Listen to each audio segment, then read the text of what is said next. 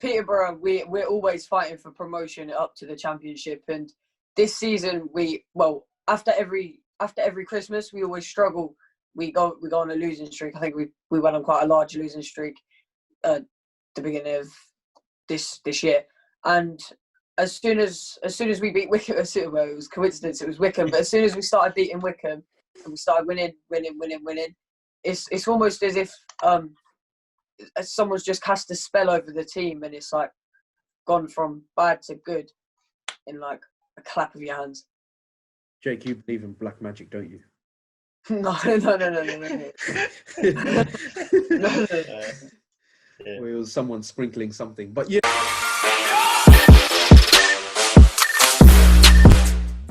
Hi guys, and welcome to the Whipping It In podcast, the podcast you didn't ask for. And today we're going to be talking about why should we pay more attention to lower league football. And with us today, we've got the guys from All Things Football Podcast, Jake and George. Do you guys want to just briefly introduce yourselves, tell us about your channel, just a little plug for you guys? We're All Things Football. We would say we support lower league football. So we support our local team, which is Peterborough, but we also like teams in like the National League, like Woking, for example. Yeah, just like George, we prefer lower league football. We think it deserves a bit more recognition. Yeah. So me and Lewis actually are from Wycombe. Rahat's from sort of in Wales, Swansea. Wycombe, I know we played you guys. We lost quite badly 4-0, but we're not going to talk about that too much. But I think with talking about sort of lower league football and things like that, it's kind of looked down upon in some ways because it's not as marketed well, and people look down upon it.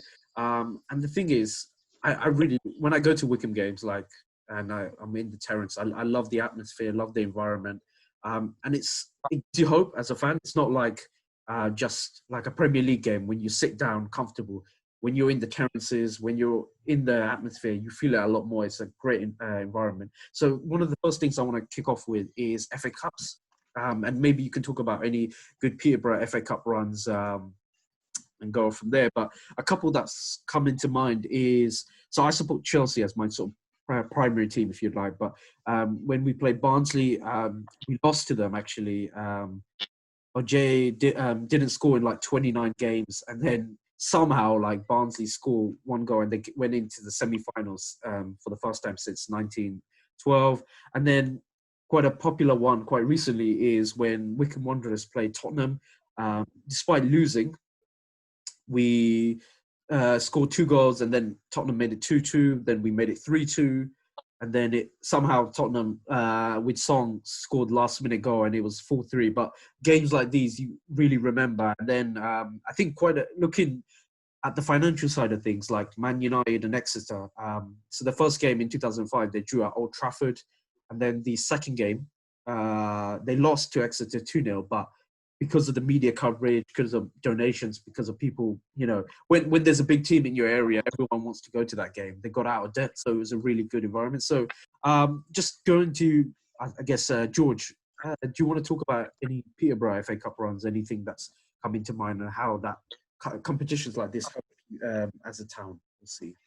So it brings a bunch of the fans together, like you said. If it's a big club, then there'll be a lot of fans who want to come. So as a Peterborough fan, we've had a couple runs recently. Like we had Chelsea the other year, we played them. We had Leicester, we got pretty far in that. So it's pretty good, and financially it helps the club out a lot. And yeah. Well, yeah, we haven't really had that many good solid FA Cup runs in the recent years. But we played Villa away, we beat them. That did wonders for the club and obviously the financial side. We went on to play Leicester at home. We sold that out quite quickly, and I'm sure that helped out the club with money. And FA Cup runs for lower clubs, the further they go, the better, because the more like the fans get brought together and the more financially stable they become. Not so much focusing on Peterborough, but sort of like the general FA Cup magic, what we like to call it. We love to see like a little so-called team to make a run at the FA Cup. Recently, we had in 2015 Bradford beat Chelsea 4-2. in the FA Cup. So I know that's a bit of memory for now, so that's why I've just dropped that in there.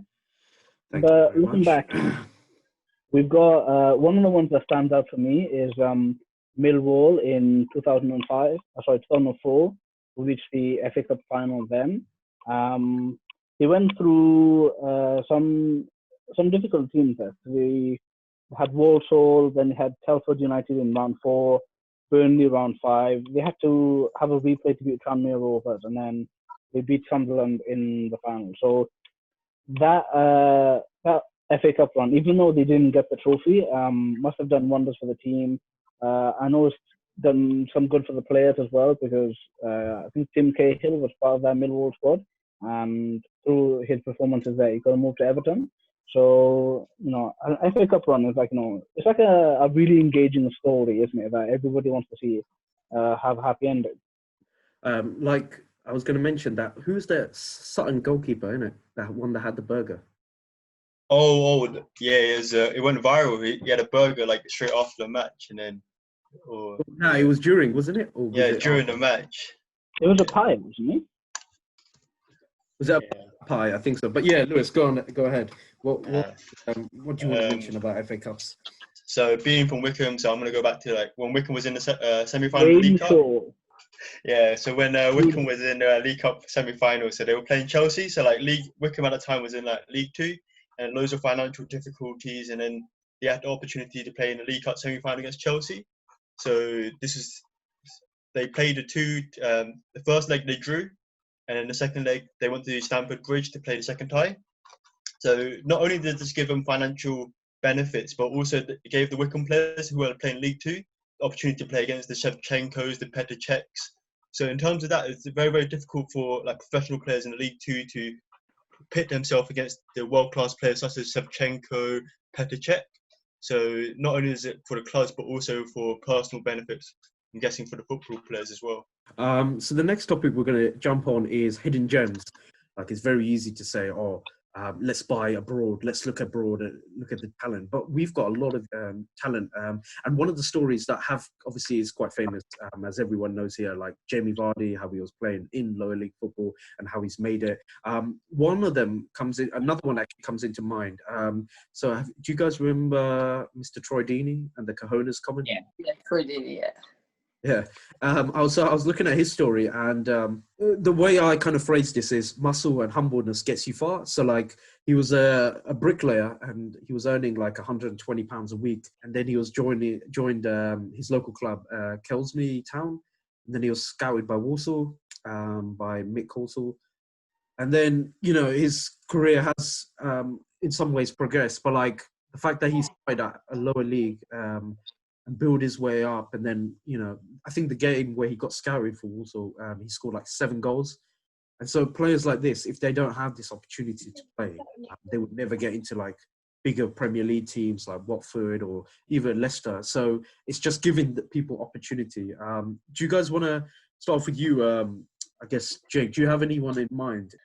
We've got Ricky J. Jones at Peterborough United. He's quite hidden. I would say he's a hidden gem. We've got Ivan Toney. He's talented, and there's loads more.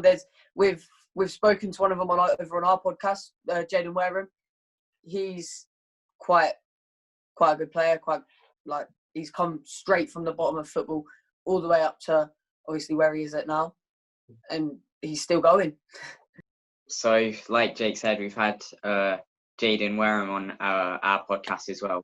He's told us about his story. He started off as a little kid just kicking ball in his garden to now he's still very young, so he's got a lot of potential, and I just hope for him that a team like Championship maybe could pick him up and he could do a lot better. So for me, I'm a big Liverpool fan, so I looked at Andy Robertson. So before the Dundee days, he was in the 4th division of Scottish Premier League. And then slowly driven through the opportunities. And if there wasn't a lower league division such as the lower league, like a League 2 or League 2 for Scotland, there's no opportunity for these players such as Andy Robertson and Jamie Vardy, Chris Smallings, for them to have an opportunity to develop on their football systems, I believe. So I think I look at Smalling as well. I think he was from Middlesbrough, Maidstone, and he was an unknown centre back, and then Sir Alex Ferguson bought him. So I really appreciate the lower leagues of football, how they really bring players up to like Premier League football players, like Championship, League One. So in that terms, it's really great, like lower league football. Just looking at some sort of like Premier League success stories where you've taken a team from the lower league to the Premier League, and they've adapted well, they've shown well, and become like a really key player for the squad. One current example is James Maddison, moved from Norwich. He played for Norwich for about 2 seasons out on loan, the lower league clubs, and then earned himself a move to Leicester, and now he's an integral part of the squad. He's a big reason why they're third. He plays really well with Jamie Vardy, so that's gonna promote some more confidence in the youth talent system. So if you want to look at Joe Gomez coming in from Charlton to Liverpool, yeah, he's been riddled with injuries, almost Daniel Sturridge like. He's just had really bad luck with injuries. He comes in, comes out for a long period, comes back in, comes back out. His first couple of games, the guy was a star. He was like rock solid.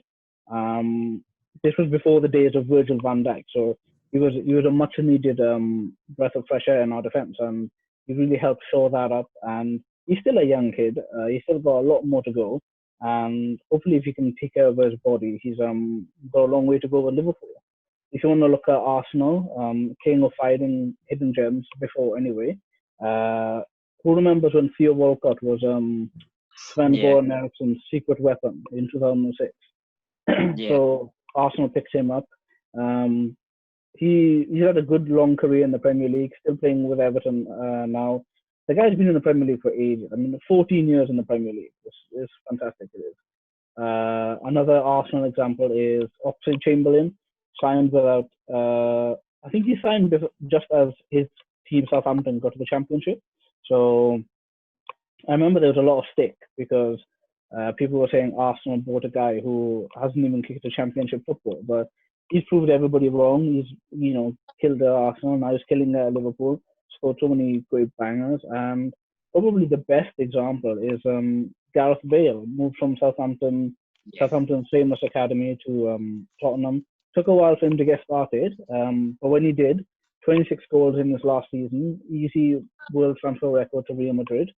So then these kind of like stories just give a hope to people hope to the players in the lower leagues that all they need is sort of like one chance really, and then if they take that one chance, they impress, and then they can only go on from there. Transfer window last summer we bought Martinelli, obviously very young, from Brazilian leagues, and then he's come up and him to do what he's been doing, killing it, like especially against Chelsea from pretty much his own area, to run it all the way over and score. We had a podcast. We did recorded a podcast, and Mike. We had another guy on Mike, and he was telling us how Kante slipped and then Martinelli scored. So yeah, it was good. I don't want to remember that, but it was good. Good goal. Cool. So we're going to jump onto like fairy tale stories. So these are things like that makes you believe as a fan. These are things like just make you think, wow, how could this happen? How did it happen? I don't know if you guys know about this, but so I believe it was in the 2013-2014 season when Wycombe were on like the brink of relegation. Like we had such a bad run of form, and so we were in League Two, and we were on the brink of relegation, going possibly in a real bad situation. Maybe the club might not be able to continue. It was very difficult for the results were just getting worse, and then Ainsworth's head was saying, everyone's saying get him out. But mind you, Ainsworth is now the longest serving manager in English football. And so like it came down to the last game, and I'm not describing it as well as some of my other Wycombe friends would, but they needed a win and then other results going their way. And you can imagine when your team fighting for relegation, or when things are won on the last day, like it's just such a magical moment. And things like this, I think should be made in Hollywood. I wouldn't be surprised if Joaquin Phonix played the Joker who'd be the next Gareth Ainsworth playing that, So that could be an interesting storyline. But yeah, I mean, for you guys in Peterborough, do you want to talk about any sort of stories like relegation or promotion, things that have made you happy as a fan? Peterborough, we're always fighting for promotion up to the Championship, and this season after every Christmas we always struggle. We go on a losing streak. I think we went on quite a large losing streak at the beginning of this year, and as soon as we beat Wycombe, it was coincidence, it was Wycombe, but as soon as we started beating Wycombe and we started winning, it's almost as if someone's just cast a spell over the team, and it's like gone from bad to good in like a clap of your hands. Jake, you believe in black magic, don't you? No. Or it was someone sprinkling something, but yeah. Not so much for Peterborough fan, but I was thinking about like Luton. If you think about them, they were like bottom, like non-league, and now they've come up to the Championship. And also like Bolton, for example, they were killing it in the Championship. Then a couple of seasons ago, they survived on the last game, and they've dropped down to League One. This season, it looks like if it carries on, it looks like that they will drop down again. It's football, crazy game. A lot of things happen. That's why we all love it. Yeah, for me, I miss the negatives. At the moment, I just think of like Bury FC, how they financial ruined this season, how they were like expelled out of the Football League, and it's really sad for like loads of like not only the football fans, you got loads of staff for it. So because of the like unfortunate collapse of Bury FC, they had a massive implication on the whole city itself, whole town, and how that's really affected the staff. So I'm not sure, that's probably calling this the negative, man. But yeah. No, I mean, I was going to add, yeah, I do feel sorry for them. Now they have to support United, isn't it? That's their local team. Yeah, unfortunately, United, Man United. Yeah, when you think of fairy tale stories, being from Swansea, it would be the time when, back at the old Vetchfield, I think, they survived relegation or something. Not 100% sure on that story, but if you just look at the way Swansea have come up through the ranks, through League One, Championship, and then under the helm of Brendan Rodgers, taking us into the Premier League, and Swansea settled in the Premier League for a very long time. It was only until the second last season in the Prem that the cracks started to show, and that's only because the owner went crazy and just started selling off anybody who could pass a ball well. That kind of like heavy fire sale really led to the downturn of Swansea. Besides that, you look at how Swansea acclimatized themselves, playing good football, beating the top teams, even winning a League Cup in 2012, and it just shows that like you don't need like an Arab oil sheikh to do well in the Premier League, Yeah, I mean, just another example that's coming to mind. I don't know if you guys remember, like Bournemouth were, like during Eddie Howe when he started 7 years ago, they were like in League One, and now they're quite a solid Premier League team as well. So like, it's not just about, I guess you could say promotion, but then that journey from like League One to the Premier League, and then developing yourself, establishing yourself as well. So it's the biggest fairy tale is Leicester 2016, isn't it? Because they were promoted the two seasons before, survived relegation, I think, the season prior to their Premier League win, and then just went ballistic the season after. They just couldn't stop winning. So we jump on to something known as sort of like price of tickets and merchandise. So I was just looking, in some ways, why. So going back to sort of the question that we're trying to answer, like why we should pay more attention to it. Well, you're going to be paying less as well when you think about it.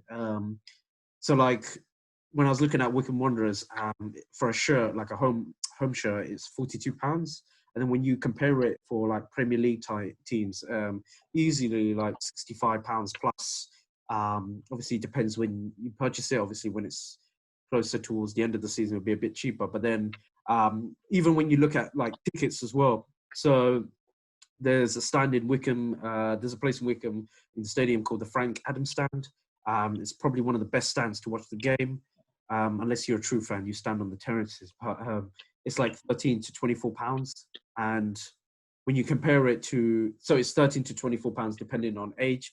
And so when you compare it to like Premier Leagues, when you're watching a Premier League game and then you're probably sitting like way up in the back where you can't see anything and you're paying like 70, 80 quid, like, do you get it? So it's like, are you getting really value for money when you're, you know, sitting so far away and you're not seeing anything? Even like, for example, just going a bit off topic, but like boxing, like that's what I find ridiculous, where the people who come in, sit like close to the game, like you're paying easily like 10, 20, 30 grand. I don't know what it is. It's crazy figures. And then like when you sit at the back and you can't really see anything, you're just basically watching off a TV. You're easily paying another grand as well. I know for the Deontay Wilder and Tyson Fury fight, people were paying crazy amounts because it was the same fight. It was a bigger hype. So in some ways, just start off with you, George, mate. In terms of price, do you know much about Peterborough shirt prices, stadium prices? Would you say, obviously it's more affordable, but would you say it's more value for money? Is what I'm trying to get at you. Yeah, like you said, the stadium-wise, it's like you get more, you could see more. Like the fans are more together, and that's what football's like for. All the fans can just come together, and they could do that more at lower league, we think. And like again, the prices are a lot cheaper. So for a Peterborough game, for us as kids, it's about £9 to get into the terrace, which is a good view, and obviously the atmosphere is crazy. And yeah, so, and the shirt prices obviously similar to Wycombe, around £40 for other Premier Leagues, like 20, 30 quid more expensive. So it's more value for money. And I personally enjoy watching lower league football compared to watching the Premier League, because obviously the atmosphere and you're closer together with the fans, and it's just like the whole stadium singing. But like if you get like lower league, it's all in like one corner, so you get all the crazy fans. Like around the edge you could have like the family stand, for example, so it's better for the kids as well. Well, every game in a lower league, well, from about League One all the way down the tier, you're rarely going to get a game where you think, oh, this team's going to win. You rarely get a game where it's a landslide, like who's going to win. Whereas in the Premier League, if it's like Chelsea versus, let's say, a Burnley or something, it's more than likely Chelsea's going to win. Whereas if you go down the league... Not with Chelsea this season. Sorry, Jake. Whereas if you go down the league, it's more... The games are tighter and the results tend to show like the teams are more equally matched. Yeah. I mean, is it where the championship, when your team enters the championship, you can't have terraces anymore? Do you guys know about that? I don't know if I'm... Yeah, you have 3 years to move into like a new stadium to like, or get rid of the terrace. You've got a couple of years, otherwise you'll have to go back down, I do believe. And I think that's happened to Peterborough a couple of times. Oh, okay. That's why I mentioned it. No, I'm joking. I think, like, in terms of, especially, like, I like all you guys' comments about how it, like, stadium size, the shirts, like, ticket sales and stuff like that. But also, like, I think about market size as well. Like, Premier League clubs, they can all over the world. So, like, you got, like, Man United, especially in, like, America, USA, but then, like, smaller teams, they're only really based in, like, their own region. So, like, Wycombe Wanderers, I haven't seen anyone outside of Wycombe supporting, like, Wycombe Wanderers. So I've never seen, like, I will go back to Asia quite often, never seen, like, a Wycombe Wanderers fan. So you got that aspect as well. So I think that should be why we should support more, like, lower league teams. And you guys have covered all the points, to be honest. It's a very community feeling spirit kind of thing, isn't it? When so like the city gets together behind their team. I don't know, you guys maybe can correct me or not, but like say with the lower league clubs, is there a case that you find a lot of local players play for the team? So say for Wycombe, Peterborough, you see like a lot of people who, you know, you might just catch in the supermarket or something like that, you know, because they're people who you know and see in daily life because they're from Peterborough or Wycombe, you know? Is that the case with you guys? Gems. We've got Ricky J. Jones. He was born in Peterborough, and like, it's like if he ever made it, then we could say, yeah, we were there from the beginning, if you know what I mean. Yeah. Yeah, so like it's a nice thing to see, isn't it? Like one of your own go and do well, you know. Even at Peterborough United, even you know, the championship of the Premier League, it's a very good feel-good factor. So the final point I want to discuss in this discussion is so the 12th man. And I think because I've been to, as a Chelsea fan, I've been to our Europa League games. I've been to a Premier League game, luckily enough. I've been to other stadiums like Tottenham. I've seen Arsenal, Crystal Palace. So I've seen how other Premier Leagues. But when you go to like a League One and on lower downwards, you just feel it in the atmosphere. You know you're there. So for me, there was the game's gone off the top of my head, but I put it in somehow in this video where Wycombe won the game, and like when you celebrate in the terraces, like you're like a pinball machine, like a ball in a pinball machine. Like you're just like everyone's celebrating, like you're getting in the atmosphere, like somebody's pulling your shirt, someone's pulling you forward like an RKO. Like I didn't even know what was going on. Like when you're in the atmosphere, like it's such an amazing feeling. Like you don't experience that in the Premier League, but you'll never experience that. Even when West Ham Liverpool, I went to that game this year, and like Liverpool won the game, but you just don't feel. You know what I'm trying to say? Like you just don't feel it. Like it's not that enjoyable because Liverpool's gonna win, but B, it's not like you're close to the atmosphere. It just feels like the players a lot more different. So like, when I was in Wycombe, it was such an amazing feeling. I loved the atmosphere. I loved the environment. Everyone's celebrating. Everyone's like in that awe of enjoyment. Because you have to really be in it to feel it. So do you want to talk about any sort of memories that you have? This season, for example, I went to Ipswich versus Peterborough away. And Ipswich, it's a lovely ground.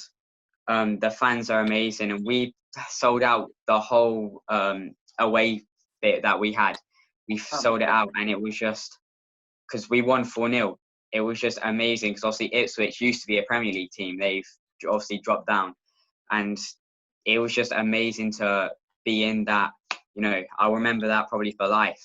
Going to a good ground like that, the atmosphere was crazy. There was chants going every couple of seconds, I'd say. There was chants going everywhere, and it was the atmosphere as well because we were right next to the Ipswich fans, and we were like shouting at them. They were shouting at us, and it led into some Ipswich fans getting kicked out of the stadium.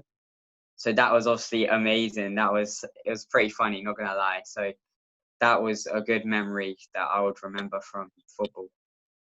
Are you allowed to say this chants, or is it very rude? I'd say pretty rude. Okay. There are some rude ones.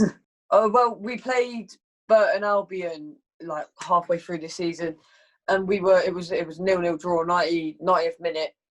The ball comes over to one of our players. He smashes it from about 30 yards out. It goes top bins. The whole of the terrace goes crazy, and I think we were celebrating. It must have been about half hour after the game.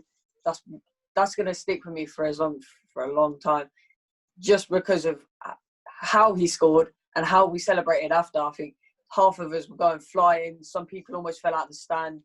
It was amazing. Did you get elbowed, Jake, just for your safety? You didn't get elbowed. I got elbowed a lot. I got punched in the head as well a couple of times, but that's the fun of it. Yeah, because you can't really like film or like watch lower league games at home, can you? You have to go in the stadium. You know, it just doesn't make any sense, does it? So like, it's like waking up on a Saturday morning, just at 3 p.m. It's just, so sad. Like you could have been there, but I guess sleeping, not. Isn't it? Yeah. There's been a couple of days. Yeah. There's been a couple of days where a few of the group that we go with have woken up and we've thought, we've got football today, and then realised stuck inside, can't really go. Yeah, cool. So I think we're gonna wrap this up. It was a great podcast. Listen to you guys. Really loved having you on. And yeah, like, comment, subscribe, and check the guys' channels out. They'll be in this link in the description as well, so you can have a look at them. Yeah, let us know what future topics you want to do. Jake and George, do you want to just say any final things to round off the podcast? We'd just like to say thank you for having us on. It's been an honour, been a pleasure. Thanks very much. It's been nice talking with you.